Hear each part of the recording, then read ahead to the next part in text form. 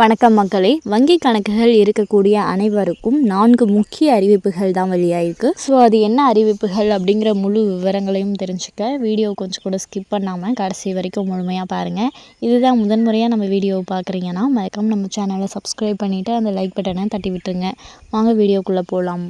சேமிப்பு கணக்குகளில் ரொக்க பரிவர்த்தனைகளுக்கான வரம்புகள் மற்றும் விதிமுறைகள் குறித்து பொதுமக்கள் தெரிந்து கொள்வது அவசியம். மேலும் இந்த வரம்புகளை மீறினால் ஏற்படும் விளைவுகள் என்னென்ன என்பதை பார்க்கலாம். சேமிப்பு கணக்கில் பணத்தை வைத்திருப்பதற்கான வரம்புகள் அல்லது ஒரு நாளில் அனுமதிக்கப்பட்ட பண பரிவர்த்தனைகள் எவ்வளவு என்று நீங்கள் எப்போதாவது யோசித்திருக்கிறீர்களா?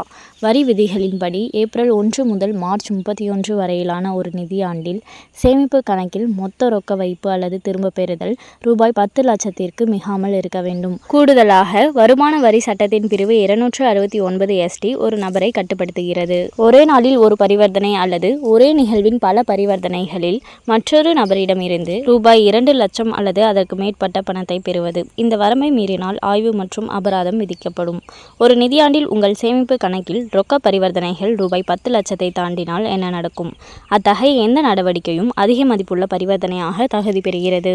வருமான வரி சட்டத்தின் பிரிவு 114B இன் கீழ் இதுபோன்ற நிகழ்வுகள் குறித்து வருமான வரித்துறைக்கு அறிவிக்க நிதி நிறுவனங்கள் கடமைப்பட்டுள்ளன. மேலும் ஒரே நாளில் ரூபாய் 50,000க்கு மேல் ரொக்கமாக டெபாசிட் செய்தால் உங்கள் பேன் கார்டை கட்டாயம் சமர்ப்பிக்க வேண்டும். உங்களிடம் பேன் இல்லையெனில் படிவம் 60 அல்லது 61ஐ மாட்டாக சமர்ப்பிக்கலாம். அதிக மதிப்புள்ள பரிவர்த்தனைகள் பல கணக்குகளில் பரவியிருந்தாலும் அவற்றை கண்காணித்து வருமான வரித்துறைக்கு வங்கிகள் புகார் அளிக்க வேண்டும். கணக்கு வைத்திருப்பவராக அனைத்து பண பரிவர்த்தனைகளும் முறையானவை மற்றும் ஆவணப்படுத்தப்பட்டவை என்பதை நீங்கள் உறுதி செய்ய வேண்டும். இந்த விதிமுறைகளை கடைபிடிக்க தவறினால் அபராதம் அல்லது அதிகாரிகளால் மேலும் விசாரணை ஏற்படலாம். அதிக மதிப்புள்ள பரிவர்த்தனைகள் தொடர்பாக வருமான வரித்துறையிடமிருந்து நோட்டீஸ் வரும் பட்சத்தில் நிதி ஆதாரத்திற்கான போதுமான ஆதாரத்தை நீங்கள் அளிக்க வேண்டும். ஏற்றுக்கொள்ளக்கூடிய ஆவணங்களில் வங்கி அறிக்கைகள், முதலீட்டு பதிவுகள் அல்லது பரம்பரை தொடர்பான ஆவணங்கள் ஆகியவை அடங்கும். எப்படி தொடர்வது என்பது பற்றி உங்களுக்கு நிச்சயமற்றதாக இருந்தால் ஒரு தொழில்முறை வரி ஆலோசகருடன் கலந்தாலோசிப்பது செயல்முறையின் மூலம் உங்களுக்கு வழிகாட்டும் மற்றும் சட்ட தேவைகளுக்கு இணங்குவதை உறுதி செய்யும்.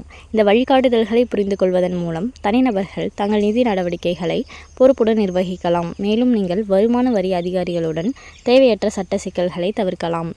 ஸோ யாரெல்லாம் சேமிப்பு கணக்கு வைத்திருக்கீங்களோ அவங்கெல்லாம் இந்த விதிமுறைகளை கடைபிடிக்க தவறினால் தேவையற்ற சட்ட சிக்கல்களை சந்திக்க நேரிடும் அப்படின்னு சொல்லியிருக்காங்க. ஸோ நீங்கள் சேமிப்பு கணக்கு வைத்திருக்கீங்க அப்படின்னா ஒரு வருடத்திற்கு இவ்வளோ பண பரிவர்த்தனைகள் தான் மேற்கொள்ளலாம். இந்த லிமிட்டை மீறும் பட்சத்தில் தான் பார்த்தீங்கன்னா நீங்கள் தேவையில்லாத சட்ட சிக்கல்களை சந்திக்க நேரிடும். ஸோ வங்கி கணக்கு வைத்திருப்பவர்கள் விதிமுறைகளில் கடைபிடிக்க மறந்துடாதீங்க. மேலும் இது போன்ற அரசாங்கம் சார்ந்த அனைத்து அப்டேட்களையும் உடனுக்குடனே தெரிஞ்சுக்கணும்னு நினச்சிங்கன்னா மறக்காமல் நம்ம சேனலை சப்ஸ்கிரைப் பண்ணி பக்கத்தில் இருக்க பெல் ஐக்கானை கிளிக் பண்ணி அதில் ஆளுங்கிற ஆப்ஷனை செட் பண்ணி வச்சுக்கோங்க. அப்போ தான் நம்ம அப்லோட் பண்ணுற வீடியோ உடனுக்குடனே உங்களுக்கு நோட்டிஃபிகேஷனாக சேரும். அது மட்டும் இல்லாமல் அந்த லைக் பட்டனை தட்டி விட்டுருங்க. தேங்க்ஸ் ஃபார் வாட்சிங்.